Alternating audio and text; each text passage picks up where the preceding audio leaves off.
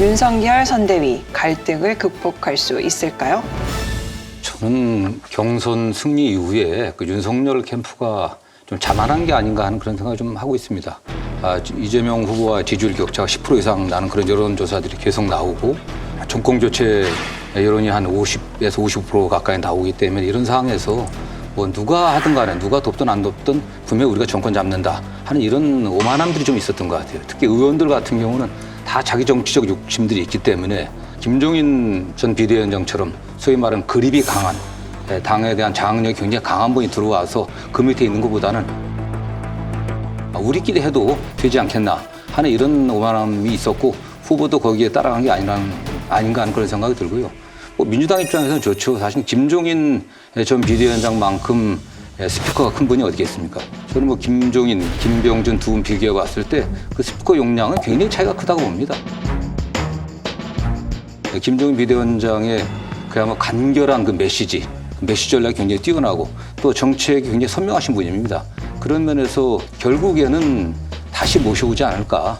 저는 그런 생각을 하고 다시 모셔올 때는 김종인 비대위원장이 거의 전권을 쥐고 하지 않을까 그런 예측을 해봅니다. 그 역대 선거에서 뭐 김종인 위원장이 민주당이나 국민의힘이나 전신에 가서 다 승리를 한 경험들이 있습니다만 총선 때는 대주주가 좀 뒤에 물러나 있고 비대위원장으로 오셔서 강한 그립으로 잡고 일관성 있게 선거운동을 해가는 것이 좋다라고 생각이 들지만 대통령 선거의 경우에는 그렇게 하는 경우에 후보가 가려버릴 수가 있다. 혹은 후보 위에 누가 있다라는 느낌을 줄 수가 있다.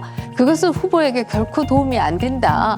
아마 이런 판단들이 있었기 때문에 김종인 위원장이 총선 때는 여기저기에 다니시면서 했지만 아마 대선에서는 역할을 못 하신 이유가 아닐까 이런 생각이 들고요. 말씀하신 것처럼 대선에서는 당연히 후보가 모든 권한을 갖고 또 최종적인 책임을 지기 때문에 누가 위에 있기는 어려운 건데 사실은 또 후보 입장에서는 지면은 가장 큰 피해를 보는 게 후보라서 유연하게 상황에 대처할 수가 있어야 되는데 지금 대단히 어려운 형국에 있는 것이 아니냐. 김병준 위원장이 라디오 프로에 나가서 뭐라고 얘기를 했냐면은 나는 절대 못 물러난다.